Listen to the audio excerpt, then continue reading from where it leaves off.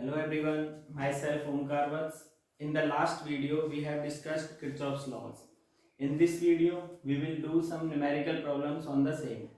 ठीक है, तो हम यहाँ पे न्यूमेरिकल प्रॉब्लम्स देखते हैं कुछ. तो हमें एक सर्किट गिवन है, इसमें ए बी सी डी ये एक लूप हमें गिवन है. यहाँ पे हमें वैल्यू दे रखी है 2 वोल्ट 2 ओम, ये लिखा हुआ है 1 वोल्ट 1 ओम, इधर 3 वोल्ट 3 ओम, ये है 1 वोल्ट 1 ओम. पहली बात तो ये न्यूमेरिकल मैंने इसलिए लिया है क्योंकि कई बार ना वो जो रेजिस्टेंस होते हैं उनको वो अलग से नहीं लिखते, उनको वो ऐसे लिख के बता देते हैं 1 वोल्ट 1 ओम. तो यहाँ पे ऐसे लिखा हुआ है 2 वोल्ट 2 ओम, तो ये क्या है, इसका इंटरनल रेजिस्टेंस होता है. तो इनको हमें खुद अपनी तरफ से ज्वाइन करना पड़ता है, इनको खुद लगाएंगे और इनको अच्छे से याद रखना है कि जहाँ पे भी ऐसा लिखा हो तो वो रेजिस्टेंस तुमको खुद उसके साथ लगाना है कि ये 1 वोल्ट 1 ओम मींस 1 वोल्ट तो इसकी बैटरी की मतलब पोटेंशियल दे रखा है और 1 ओम इसका इंटरनल रेजिस्टेंस गिवन है यहाँ पे हमें. ठीक है, तो इसको हम किसी भी साइड में लगा सकते हैं, आइदर पॉजिटिव और नेगेटिव. बस क्योंकि हमें ये होता है कि भाई हम ज्यादा चीजें अपने दिमाग में नहीं रखते, इसीलिए हम इनको सबको नेगेटिव वाली साइड में ज्वाइन कर देते हैं. ये अपने दिमाग में याद रखो कि जो इंटरनल रेजिस्टेंस होगा वो हमें नेगेटिव वाली साइड में ज्वाइन करना है. तो मैं इस सर्किट को फिर से एक बार रीड्रॉ कर देता हूं. तो ये ऐसे हो जाएगा कुछ, इधर नेगेटिव साइड में मैंने ज्वाइन किया, इधर भी इसको नेगेटिव वाली साइड में ज्वाइन कर दूं. ठीक है, इधर भी नेगेटिव वाली साइड में आ जाएगा ये. तो मैंने इस सर्किट को रीड्रॉ कर दिया इधर. ये पॉइंट हमें बीच में रेजिस्टेंस ये गिवन था बी और डी के बीच में. फिर से ये सर्किट हो गया. ठीक है, अब ये लिखा हुआ था 2 वोल्ट 2 ओम, 1 वोल्ट 1 ओम, 3 वोल्ट 3 ओम और ये था 1 वोल्ट 1 ओम और ये रेजिस्टेंस हमें गिवन था 2 ओम का. ठीक है, अब इसमें बहुत सारी बैटरीज आ गई. हमारे पास क्वेश्चन आता है कि हम यहाँ पे जो करंट की डायरेक्शन लेते हैं वो करंट किस बैटरी से लेते हैं और कहाँ से हम उसको स्टार्ट करते हैं. अब इसका भी कोई हार्ड एंड स्ट्रिक्ट ये रूल नहीं है कि हमें किस बैटरी से करंट लेना, हम किसी से भी ले सकते हैं. बट फिर से वो चीजें हम रखते नहीं है, ज्यादा चीजों को हम अपनी तरफ से याद रख लेते हैं. जो भी इसमें हायर पोटेंशियल वाली होगी हम वहां से करंट को स्टार्ट कर देते हैं. कि मान लो अब जैसे ये 3 वोल्ट होगी, यहाँ से करंट जाएगा, यहाँ से करंट गया इसमें आई. अब ये तो इससे कम वोल्टेज है, यहाँ से भी कितना करंट चला जाएगा आई.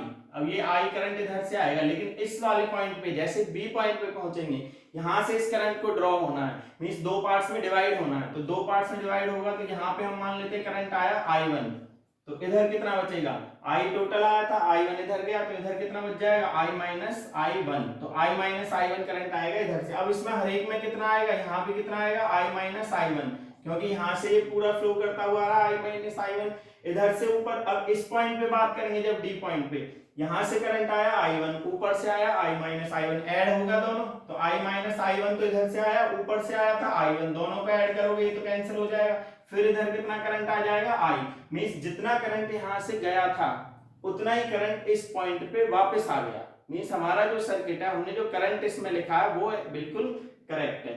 ठीक है, अब हमें किरचॉफ्स लॉ अप्लाई करना है.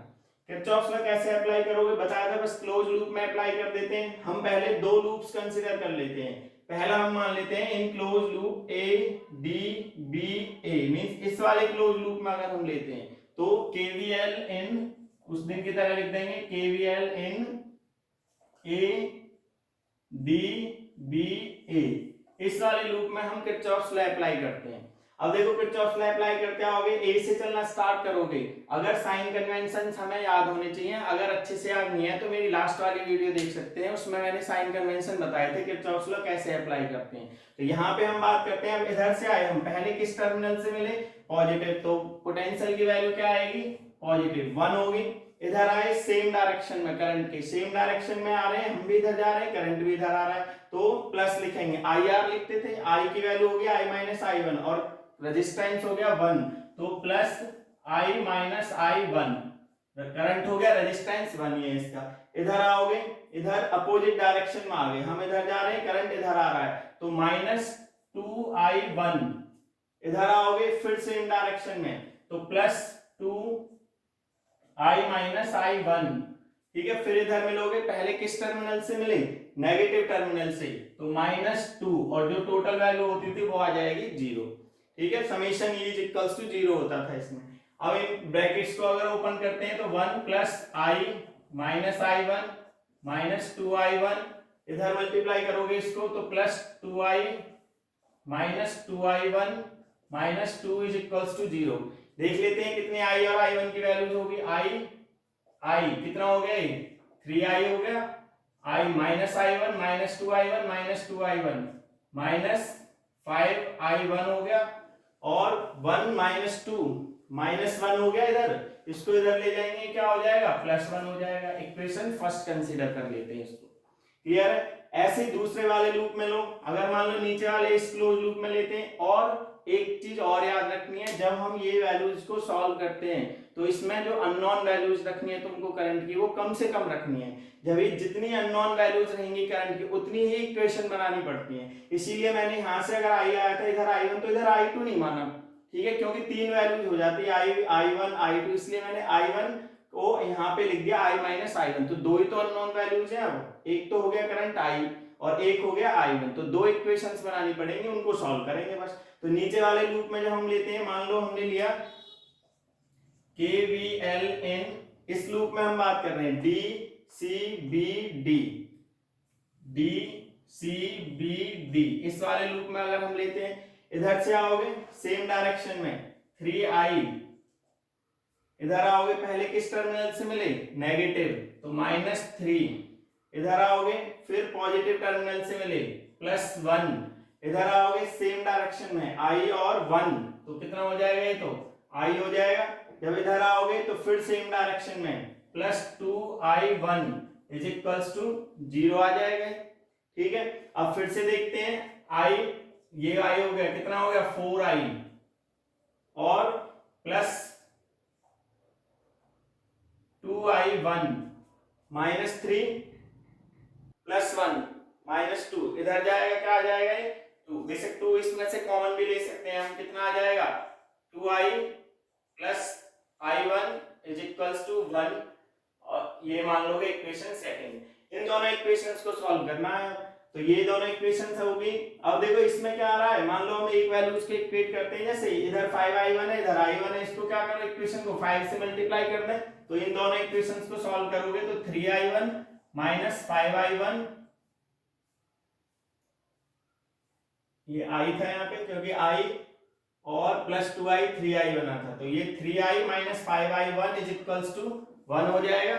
और इधर वैल्यूज कितनी आ जाएंगी, 10i + 5i1 is equals to 5, solve कर दोगे ये आ जाएगा, कितना बना है 13i is equals to 6, i की वैल्यू कितनी आ जाएगी 6/13 एम्पियर, तो ये आ जाएगी i की वैल्यू।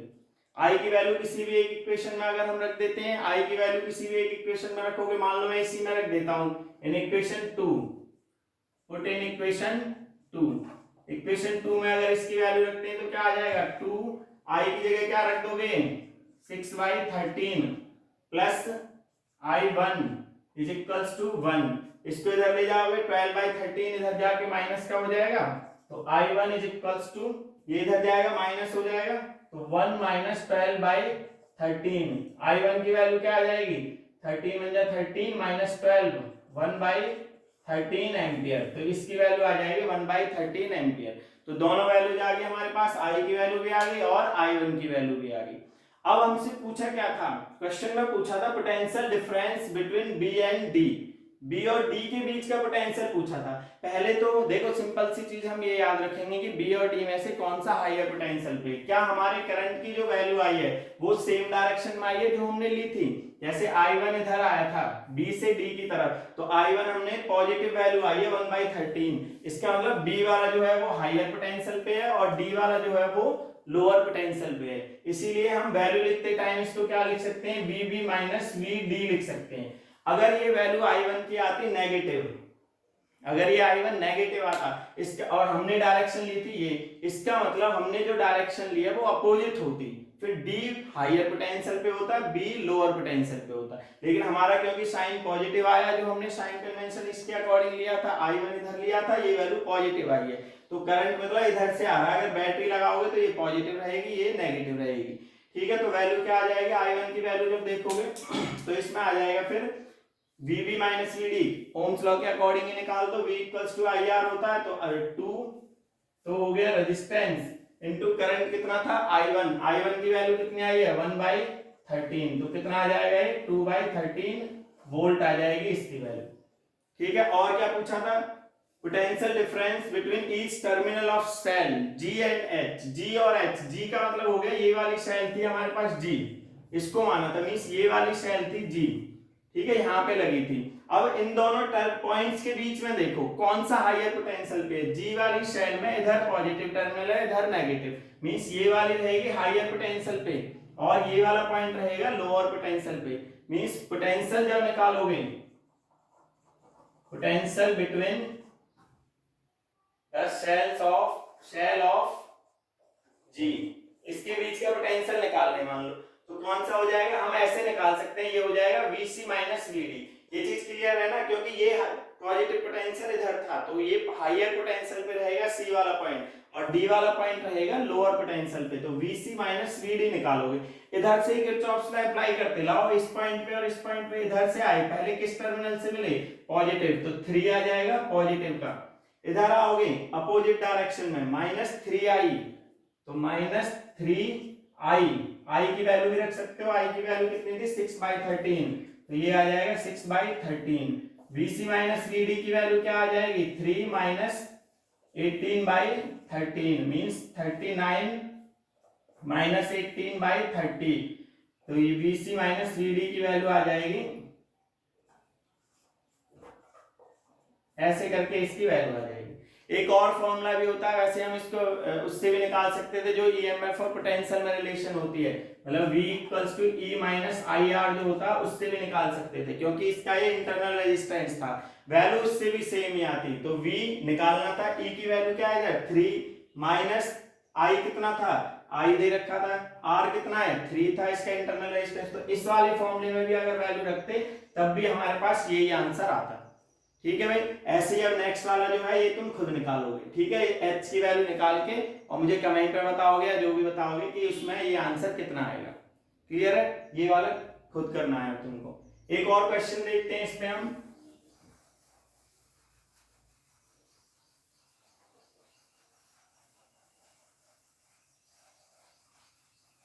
ठीक है, और थोड़ा टिपिकल क्वेश्चन लेते हैं, मान लो किरचॉफ्स लॉ में ही हम अप्लाई करते हैं, किस तरह से वैल्यूज को निकालेंगे। मान के चलो हमें ये एक डायग्राम गिवन है,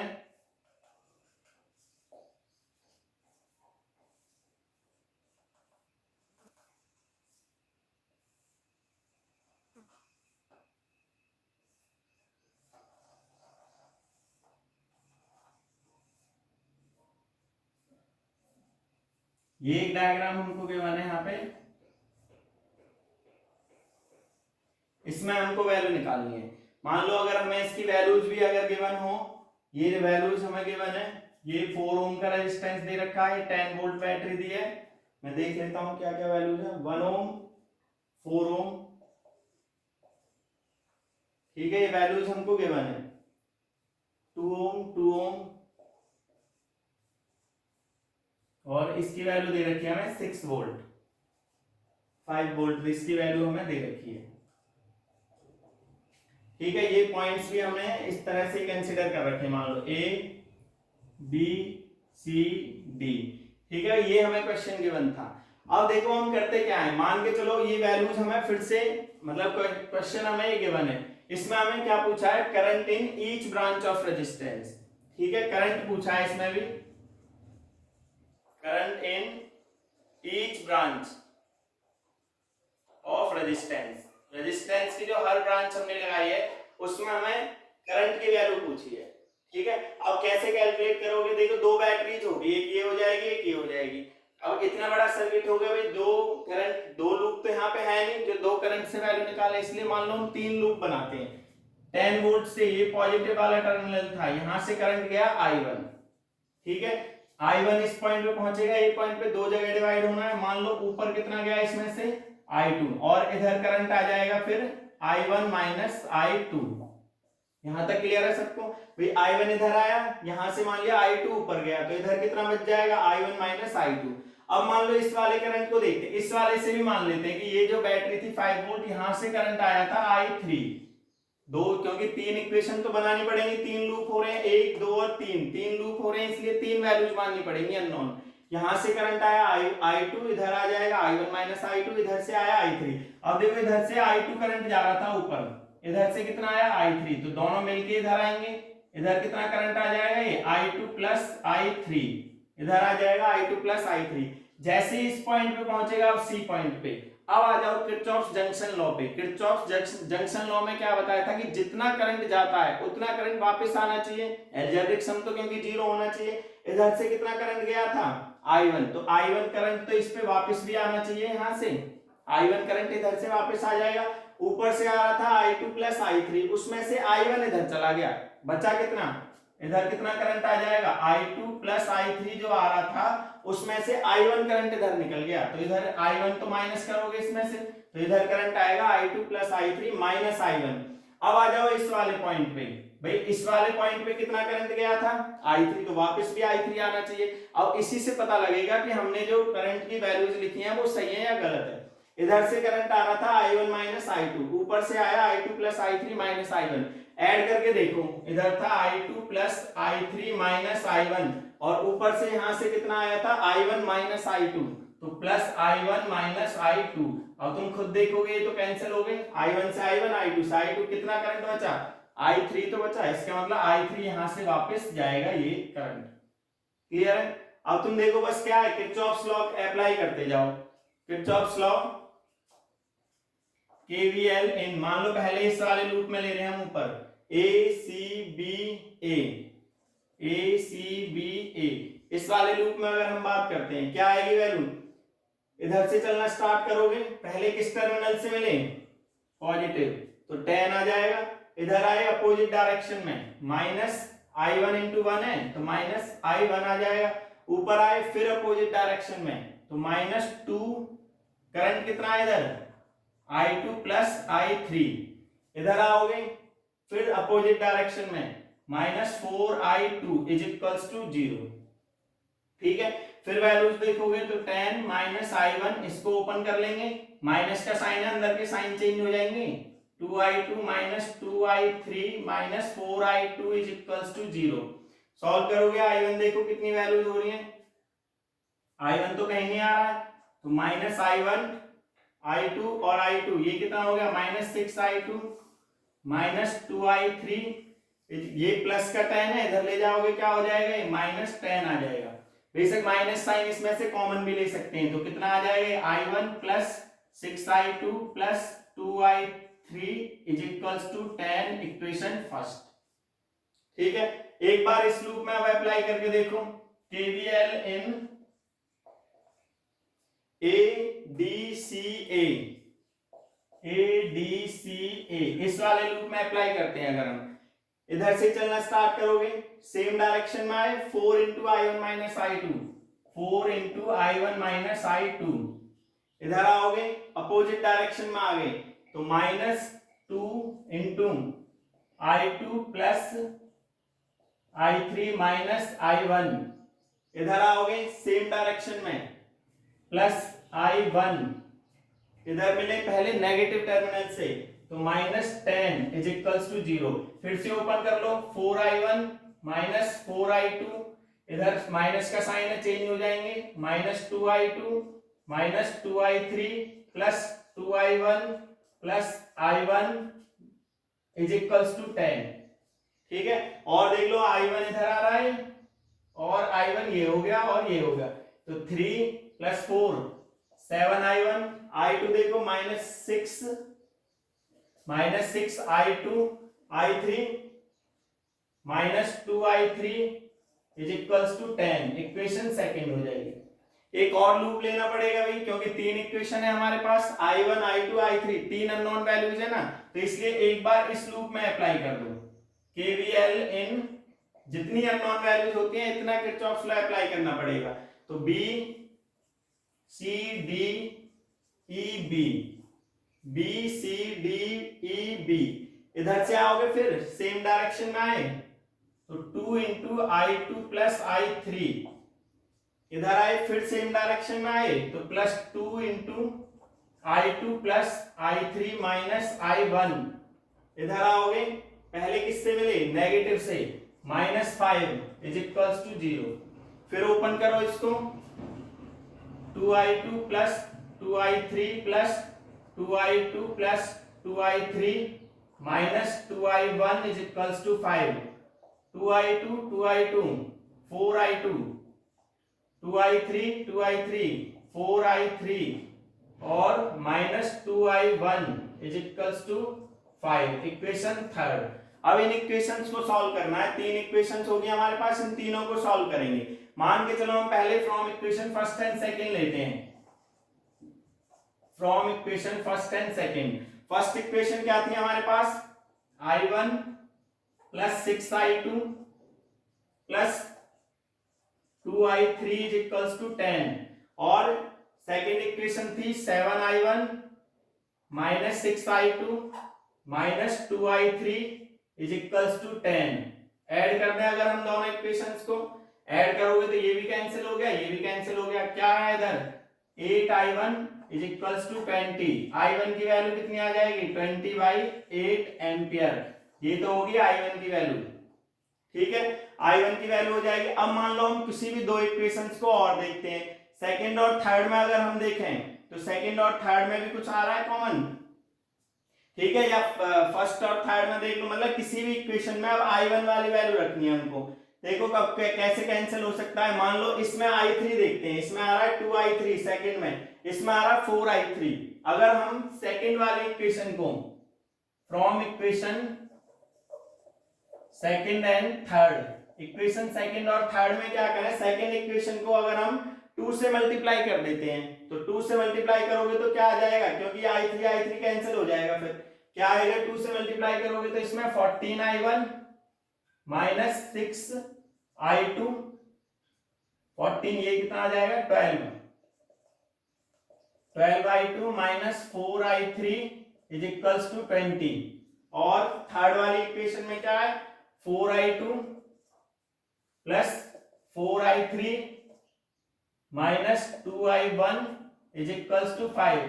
अगर इन दोनों इक्वेशंस को सॉल्व करते तो 4i3 कैंसिल हो जाएगा। ऐड करेंगे जब दोनों को, 14i1 माइनस 2i1 कितना हो जाएगा, ये 12i1 minus 12i2 plus 4i2 minus 8i2 is equals to 25 हो जाएगा, ठीक है।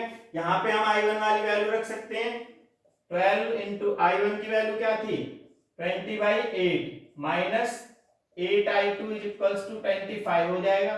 सॉल्व कर दो इसको, कितना हो गया, 30 minus 8i2 is equals to 25। इसको इधर ले जाओ, 8i2 इक्वल्स टू 30 माइनस 25 5 आ जाएगा। i2 की वैल्यू क्या आ जाएगी, 5/8 एम्पियर, i2 भी आ जाएगा। अब दोनों वैल्यूज को रख दोगे किसी भी इक्वेशन में i1 i2 की, तो वहां से i3 की वैल्यू भी आ जाएगी, ठीक है। जब हम इसको सॉल्व करते हैं तो i3 की वैल्यू आ जाएगी, i3 आ जाएगा 15/8 एम्पियर। अब सॉल्व कर लेंगे इसको। हमसे क्या पूछा था, current in each branch, current in each branch. अब जो वैल्यू आ रही है उसके अकॉर्डिंग देखते जाओगे। जैसे मान लो इस वाले ब्रांच में उसने करंट पूछा कितना होगा, कितना आ जाएगा, 4i2 है ना, तो 4i2 की वैल्यू है, मतलब करंट इन ईच ब्रांच पूछा था, i2 की वैल्यू रख दो बस। i2 कितना था, 5/8, तो इस ब्रांच में करंट हो जाएगा 5/8। इसमें कितना था, i2 प्लस i3, i2 की वैल्यू कितनी है, 5/8, i3 की वैल्यू कितनी है, 15/8। ऐड कर दोगे कितना आ जाएगा, 20/8 आ जाएगा। ऐसे सॉल्व करके हम करंट की वैल्यू निकाल सकते हैं इन ईच ब्रांच। क्लियर है। तो ये थे हमारे दो न्यूमेरिकल्स हमने सॉल्व किए थे। नेक्स्ट वीडियो में इसके और भी हम कुछ क्वेश्चंस देखेंगे। क्लियर है भाई, थैंक यू सो मच।